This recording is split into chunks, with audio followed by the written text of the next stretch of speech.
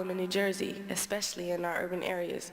What do you suggest, or what would be a solution that will help decrease illegal guns in our state? Christina, great question. Part of it is, and I voted for the ban on assault weapons. I believe police should have every measure of authority. Part of it is tracking also interstate sale of firearms. But I also believe it's about having a governor who's committed to rational, reasonable handgun control. My frustration with Mr. Schundler is, during the course of the Republican primary, he made an agreement with the gun lobby. He said that if a bill landed on his desk, that he would permit individuals to carry concealed weapons. I can't think of anything more wrong in the state of New Jersey than the thought of people carrying concealed weapons. I've said concealed weapons in New Jersey, not if I'm governor. That's why police have overwhelmingly endorsed my candidacy, because they understand the only person who should carry a concealed weapon is a police officer. Mr. McGreevey, let me interrupt you just for a second. The measure you're talking about would be a legal gun. The questioner asked about illegal guns. How do you remove illegal guns from the street, which are people presumably who don't have gun permits to begin with? Well, two things. One is obviously working cooperatively with police and also county prosecutor's office. Part of the challenge is bringing local municipal police departments working with task force, with county prosecutors to provide for the ability. And the second is the need to work with other states, because much of the traffic comes whether from other states through the New Jersey Turnpike or through the Parkway, working cooperatively with other attorney generals, other governors to seize illegal gun traffic. Your time is up on that question. Christine, I appreciate that question. And I think what you want to do is look on our record, and you'll see who has the right answer. The way to do it is to aggressively penalize people if they are in illegal possession of a gun. Now, we were the first community in the state of New Jersey to institute something called Project Exile, where we worked in partnership with the U.S. Attorney to just aggressively throw the book after anybody who was in possession of a gun illegally. Someone who's a felon is not allowed to possess a gun at all, period. And if they do possess a gun, they can be put into prison for 5 years. Now, we got violent crime down by 37% in Jersey City by effective enforcement of our existing laws. I'd point out that violent crime in Jim McGreevey's Woodbridge went up. So he might talk about how he would do things, but he didn't execute well. Violent crime went up by 23% in Woodbridge. Now, I want to point out, I'm going to promise to you and everyone right here that New Jersey's gun laws will not change while I'm governor. He has been being totally dishonest about my own comments with regard to gun laws. I have supported keeping the laws as we are, and I'm promising you right now the laws will not change if I'm governor. Gentlemen, I'd like to ask you a question that seems to be on a lot of people's minds now as we are talking about guns. Certainly with the events of September 11th, there is a proposal and some advocacy to arm pilots in our skyways. Now, obviously, this is not an issue that is specifically related to New Jersey, but we'd like to know what your position on that is. Do you think the pilots in our airways should be armed? Mr. Schundler? I think that would be a good idea. You know, if you look at El Al, hasn't had a terrorist act. El Al is the airline of Israel. They haven't had a terrorist attack of any sort since the Entebbe raid, which was back in the 1970s. I think it was 1973. It's because they do allow their pilots to be armed. The bottom line is that creates a deterrent. Now, we are also working very aggressively to make sure that anyone who brings a gun to an airport is locked up. You know how much effort is being put to search passengers who are trying to get onto a plane. So that's the right thing to do. But there's nothing wrong with also allowing pilots to, as, if you will, the officers in the air, be able to also have that extra protection. Mr. McGreevey? Yes, I agree. I mean, I think the experience of El Al demonstrates that if pilots are properly trained, it can work. But also El Al has the cockpit secure so that people can't come in and out. And I also believe another challenge, Lynn, is a need to professionalize security operations at airports. My concern is that today, simply put, the FAA allows the individual airline to hire the security operation. Typically what happens is the lowest common bid. We need to ensure that we have high standards. Either the federal government takes over the operations or they allow the state to set standards to provide safety for our families. Thank you very much. Back to Monmouth University, where Nikki Shutman of Ocean Township is standing by with her question, which will be addressed to Mr. Schundler. Good evening, gentlemen. Why do you want to be governor, and what's the one thing above all else that you would like to accomplish before you leave office? I really love that question. I never planned on going into government when I was younger. I wanted to be an urban minister. I ended up working in business and working on the side with my church. My wife and I ran the food pantry at our church in Jersey City. We also ran the homeless shelter at our church. I ended up running for office because the government of Jersey City was really hurting people by the things it was doing. The reason I'm running for governor now is basically the same.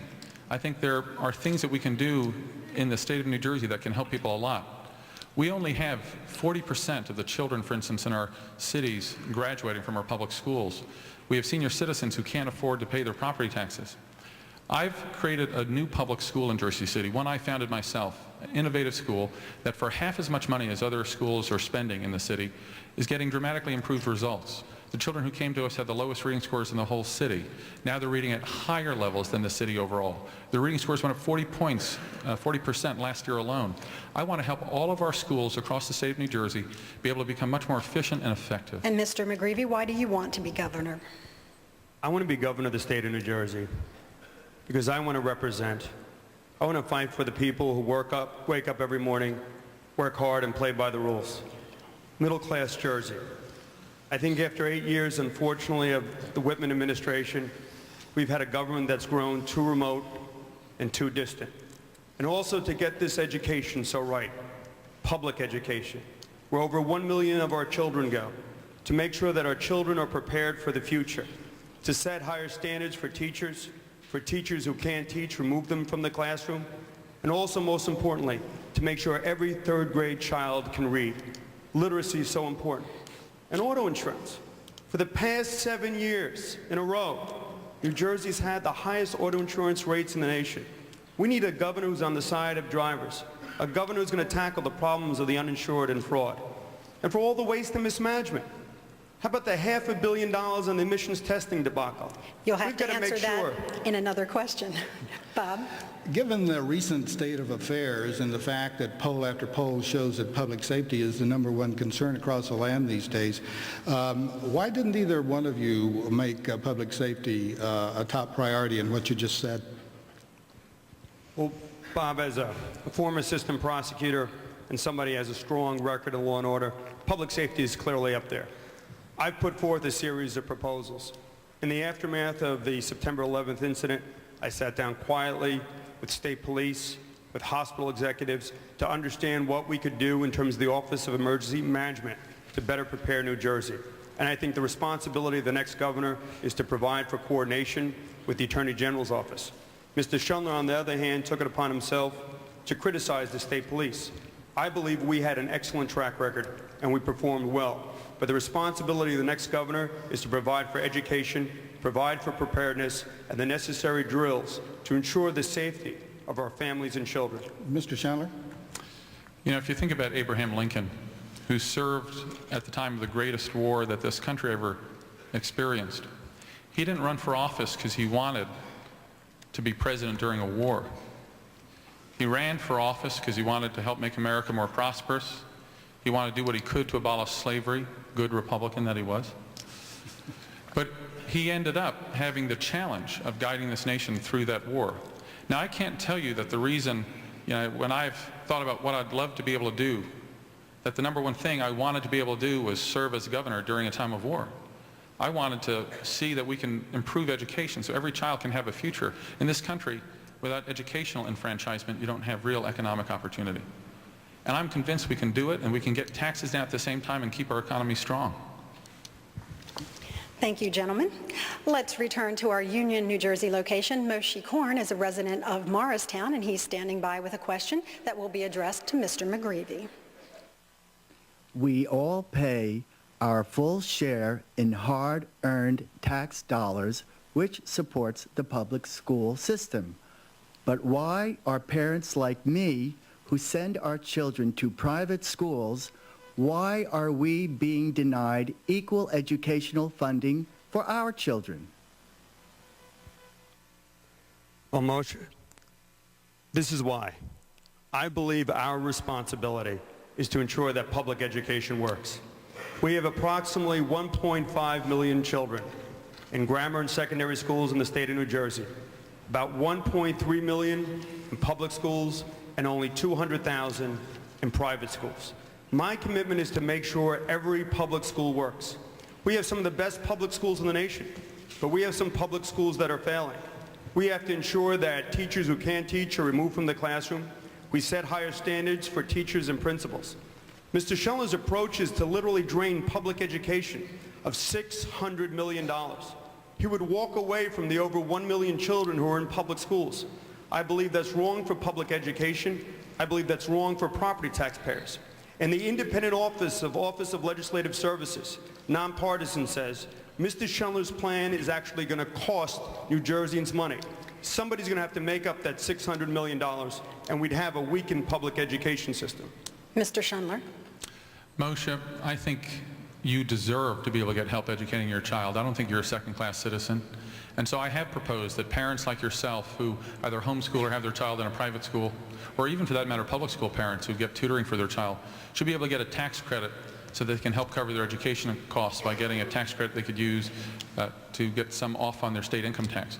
I've also proposed ways through creating incentives for charities, for giving to charities that provide scholarships, to make it possible for you to get to scholarship assistance so that you can get help covering the cost of educating your child. Now, Jim has said that I want to take $600 million out of the public schools.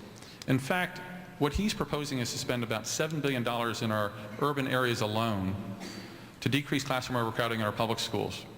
Now, for 1/10 the cost, we can decrease classroom overcrowding overnight by giving parents vouchers so that they can send their children to the 40,000 empty seats that are available right now in private schools in those districts. That wouldn't be taking money out of our system. It would be saving money that we can spend on all of our public schools, suburban as well as urban. Do you or Eric have a follow-up to this question? I actually have a follow-up for both of you. First, Mr. Schundler, what you're talking about, is that not a breach of the division of church and state, having the public fund religious schools? If the public funded religious schools, that would be a breach of the separation of church and state. But there are constitutional decisions or Supreme Court decisions which make it very clear that the government can fund the education of your child. And if you make a decision with the money that you get to enroll your child in a religious school, that's your First Amendment right.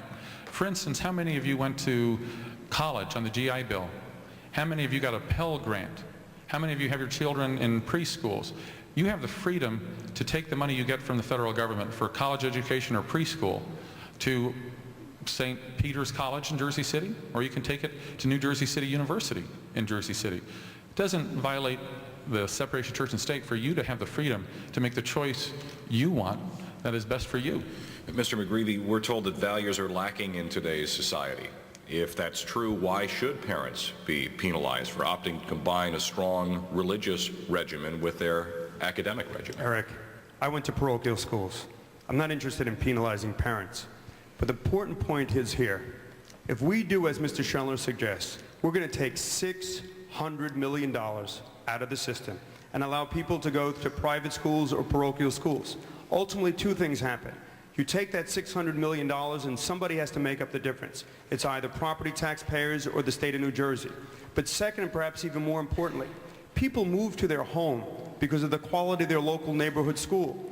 What Mr. Schundler wants to do is to walk away from public education.